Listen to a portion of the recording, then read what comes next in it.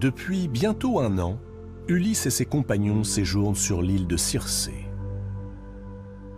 Après les terribles tempêtes et les incessants naufrages orchestrés par Zeus et Poséidon, les jours passés auprès de la magicienne sont comme un baume posé sur leurs plaies.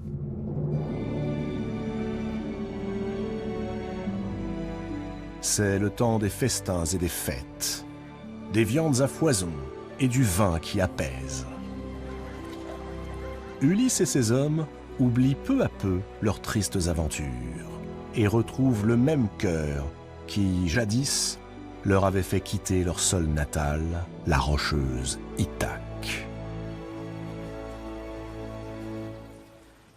Au bout d'1 année, quand revient le printemps, Euryloque et Polythèse, au nom de tous les hommes, apostrophent leur chef. Il n'est plus temps de partager chaque nuit la couche de la magicienne aux belles boucles. Il faut rentrer. Leur destin est de retrouver la maison de leur père. Et pour Ulysse, la belle Pénélope, son fils Télémaque, et, si les dieux lui ont prêté longue vie, son père, Laërte.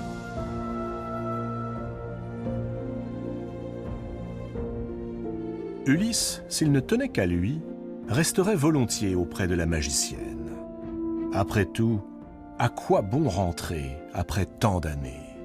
Plus personne, sans doute, n'espère leur retour. Mais la peine et le chagrin de ces gens lui serrent le cœur. À Circé, il annonce son départ.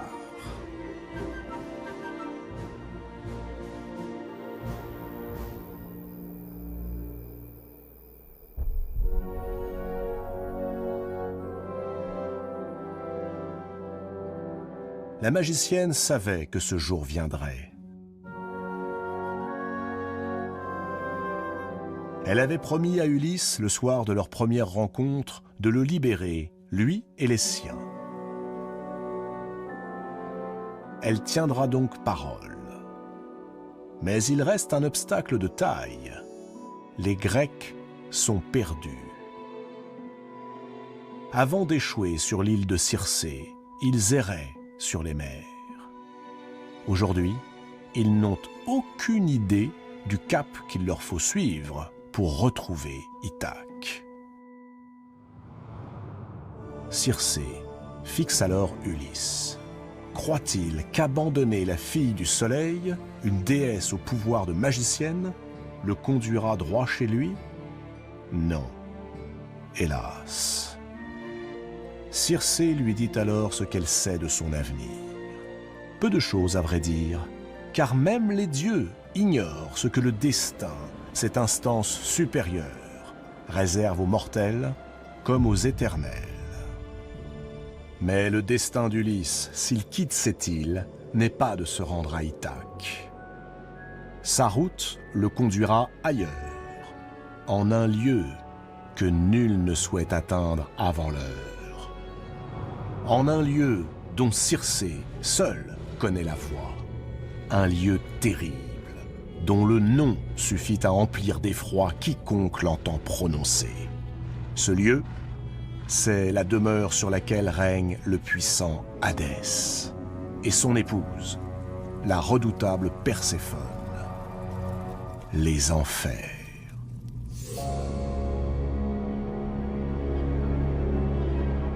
Ulysse vacille. Les enfers. Nul ne peut en revenir. C'est la maison des morts, des âmes errantes, des ombres des défunts, de ceux que la vie a quittés à jamais. Son heure a-t-elle sonné? Non, répond Circé. Elle lui raconte qu'un oracle, jadis, lui avait annoncé la venue d'Ulysse chez elle et son départ un jour pour son île natale.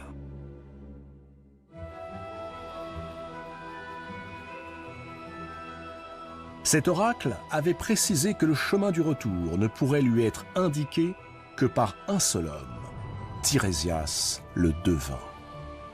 Or, Tirésias est mort. Seule son histoire a survécu.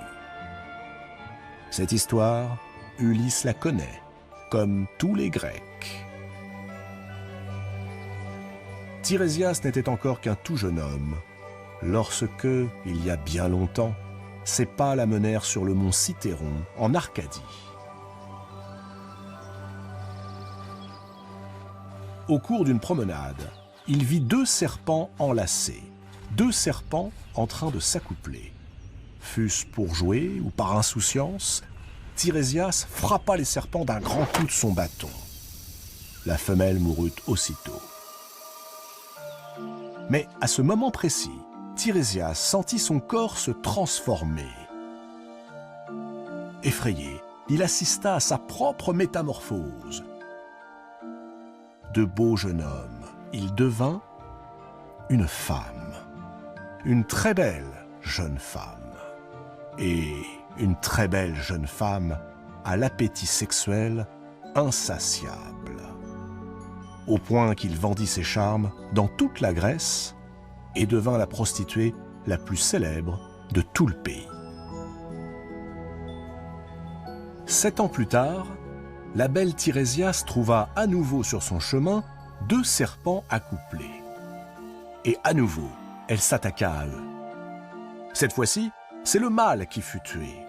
Aussitôt, Tirésias retrouva son apparence première, redevint un homme. Mais la vie de Tirésias se compliqua le jour où il fut convoqué par les dieux.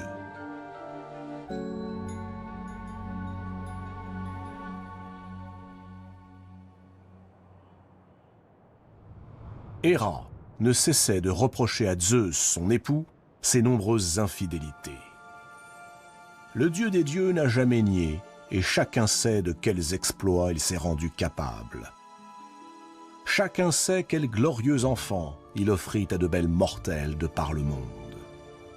Ce jour-là, Zeus ne nie pas, non, mais il se défend en affirmant à Héra que lorsqu'elle partage son lit, c'est elle qui reçoit la meilleure part, car il est évident, affirme-t-il, que dans l'acte sexuel, la femme prend bien plus de plaisir que l'homme. Héra s'emporte. Elle récuse les affirmations de Zeus. C'est exactement le contraire. C'est l'homme qui prend davantage de plaisir que la femme. Le désaccord, porté par la colère d'Héra, devient vite une querelle. Pour la trancher, Zeus et Héra décident de demander son avis à la seule créature qui, tour à tour, a vécu dans la peau d'un homme et d'une femme, Tirésias.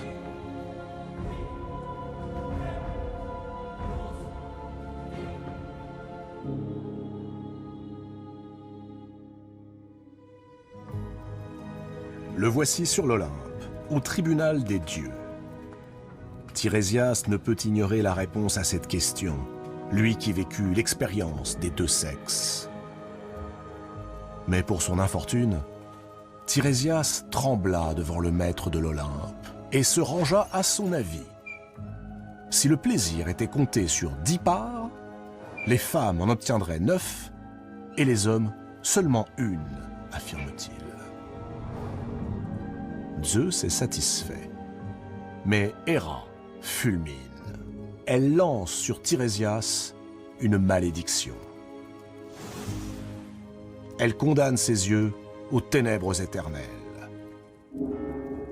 L'homme qui a vu les dieux ne verra plus.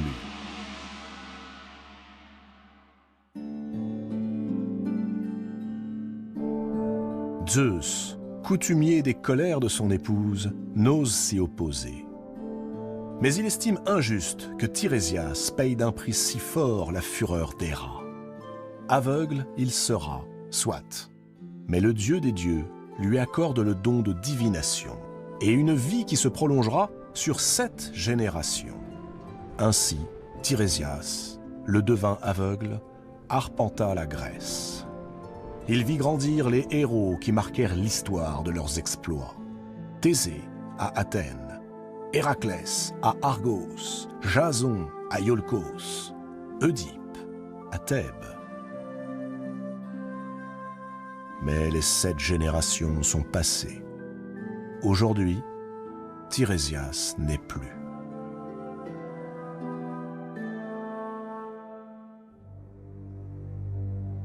Circé confirme. Le devin aveugle réside en effet chez Hadès, dans l'illustre nation des morts. C'est là qu'Ulysse doit se rendre afin de le consulter. Seul Tirésias saura lui indiquer la route qui mène à Ithaque. Car Hadès et son épouse Perséphone ont laissé à Tirésias et à lui seul la sagesse et le don de divination. Les autres défunts ne sont qu'un vol d'ombre dont il faudra se méfier.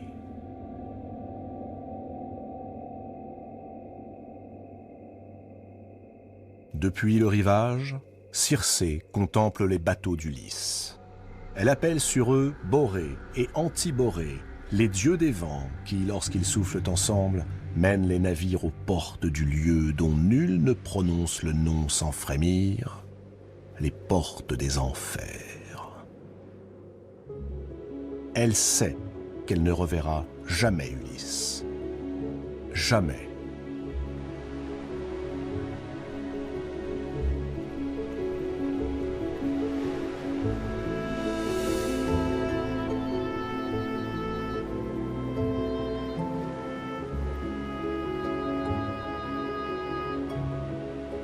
Les voici tout proches du lieu indiqué par Circé.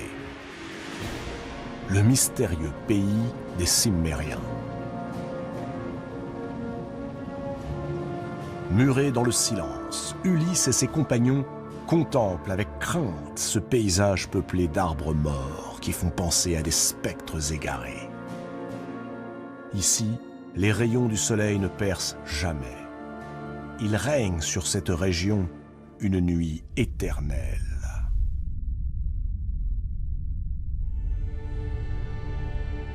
L'effroi se lit sur les visages, un effroi qu'aucun d'entre eux n'a jamais éprouvé, même au plus fort des combats face à l'ennemi troyen. Les navires remontent le fleuve Océan, le plus grand de tous les fleuves, celui qui donne naissance à tous les cours d'eau sur terre, et prend naissance dans les profondeurs cachées de Gaïa, la terre-mère.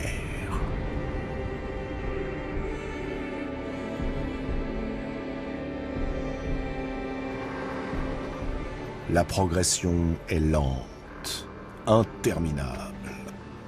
Des odeurs putrides se mêlent aux ténèbres. Et bientôt, les voilà au bord d'un abîme d'où montent des volutes de fumée.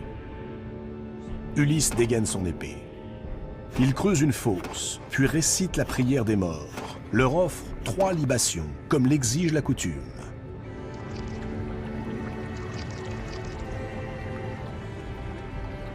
Il appelle Tirésias et lui promet qu'aussitôt rentré chez lui dans la lointaine Ithaque, il lui sacrifiera le plus beau bélier de son troupeau. Puis, il saisit la brebis et l'agneau immaculé que Circé leur a offert et leur tranche la gorge au-dessus de l'abîme. Le sang s'écoule jusque dans les entrailles de la terre. Et un chant lugubre s'élève, porté par des fumerolles au relent de soufre et de pourriture.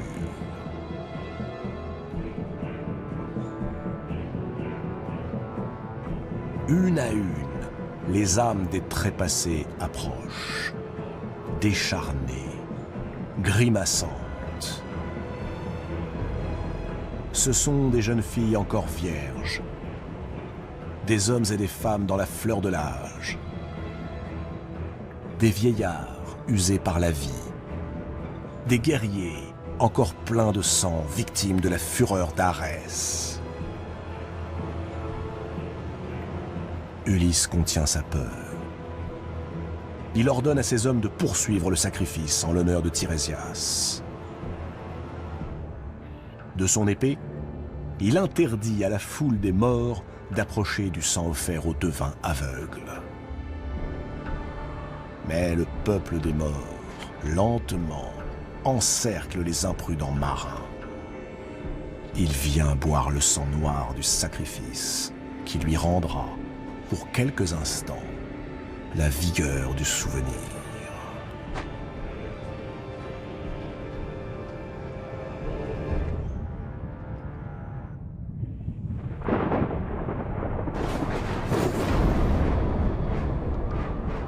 Il a donc osé.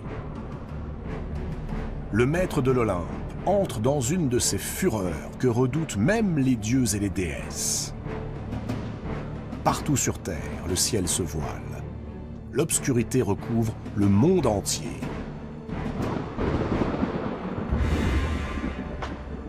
Zeus s'emporte. Un mortel vient d'enfreindre la loi sacrée qui interdit de pénétrer vivant aux enfers. Et c'est une déesse, Circé, qu'il y a invitée.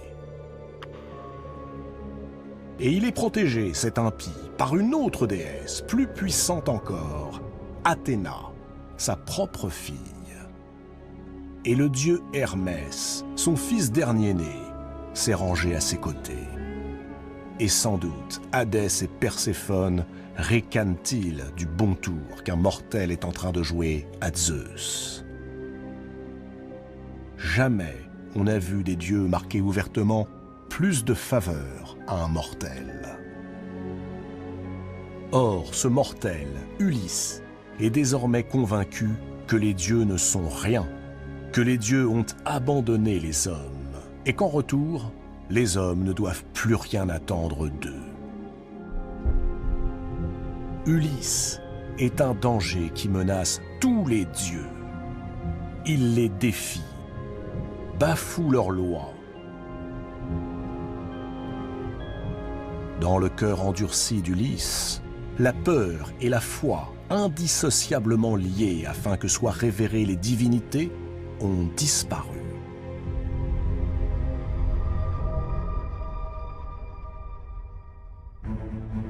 C'est le règne des dieux de l'Olympe qu'Ulysse remet en cause en se rendant aux enfers pour y consulter non pas un dieu, mais un homme auquel les divinités ont jadis accordé le don de lire l'avenir. Athéna ne craint pas la colère de son père. Elle lui fait valoir que la traversée des enfers est une épreuve, une de celles, nombreuses, qu'Ulysse doit endurer à la demande même de Zeus. Comme à son habitude, dit-elle, Zeus n'a pas voulu trancher le différend qui oppose Athéna à Poséidon autour du cas d'Ulysse. Il a accepté, comme toujours, un compromis. Face à Poséidon qui veut ardemment la mort d'Ulysse et devant Athéna qui souhaite sa survie, il a préféré choisir un entre-deux. Ulysse, a-t-il déclaré, ne mourra pas, mais subira les peines que nul homme jamais n'a supportées. Laissons Ulysse poursuivre sa route, insiste Athéna. Peut-être est-ce là le meilleur moyen de ramener Ulysse à la foi de ses pairs. S'il traverse les enfers, lui qui n'est qu'un simple mortel, s'il subit à nouveau le funeste sort que lui réserve la mer, et si Athéna et Hermès peuvent veiller sur lui et lui inspirer de nouvelles ruses pour retrouver son chemin, alors ce n'est pas à un devin aveugle et mort qu'il offrira des sacrifices, mais au Dieu tout-puissant, les Olympiens, qui l'ont tiré du malheur dont il est la victime. Sa foi dans les dieux de l'Olympe renaîtra, plus forte que jamais. Face à la pugnacité de sa fille, Zeus baisse les bras. A-t-il seulement d'autres choix? Ulysse, le glaive à la main, continue de défendre aux morts de s'approcher du sang offert à Tirésias, tant que ce dernier n'est pas apparu. Mais soudain, il se fige. Une silhouette vient de sortir de l'ombre. Ulysse ne peut y croire. Pourtant, c'est bien elle. Sa mère, Anticlé.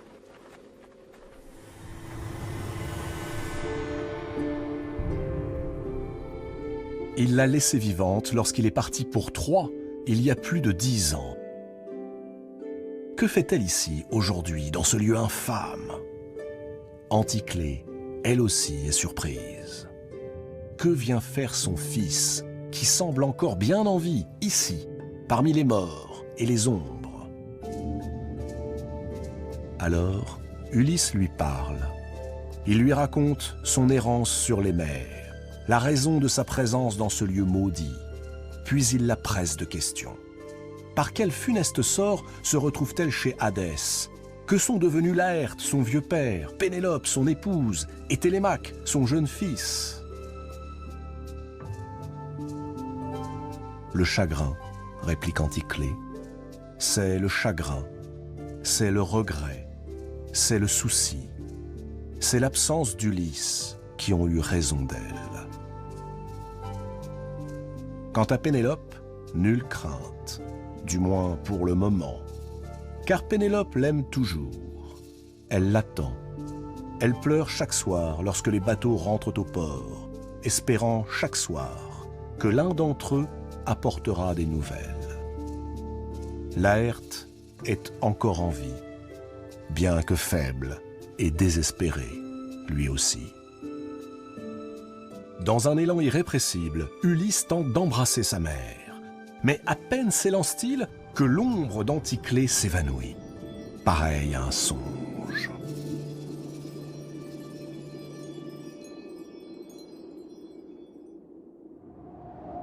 Enfin, l'ombre d'un vieillard apparaît au-dessus des autres, drapé dans un manteau de brume. Tirésias. Le devin aveugle tient à la main un sceptre d'or. Ulysse s'avance, prudent, redoutant que l'ombre, comme celle de sa mère, disparaisse à jamais. Et il interroge le devin. « Poséidon, répond Tirésias, ne pardonne pas à Ulysse d'avoir aveuglé son fils, le cyclope Polyphème.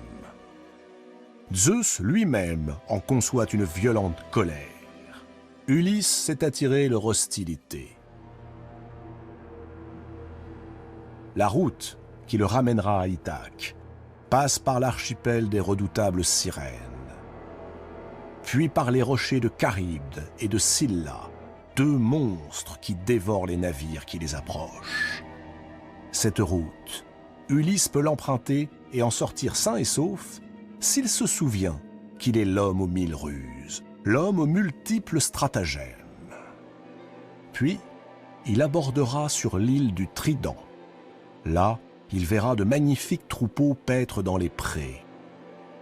Ils appartiennent à Hélios, le dieu soleil. En aucun cas, Ulysse ne devra lever la main sur eux, sinon le plus affreux des malheurs l'attend, irrémédiable. Ces hommes mourront les uns après les autres et tous ces navires seront détruits. Si par miracle il en réchappe, il regagnera Ithaque, mais seul. Et une fois chez lui, il sera accablé de nouvelles peines. Ulysse écoute en silence. Il suivra à la lettre les instructions de Tirésias. Mais aux malédictions des dieux, il répond par un haussement d'épaule. Les dieux, depuis la sinistre guerre de Troie, n'ont plus les pouvoirs que lui prête Tirésias. Ils appartiennent à un monde révolu.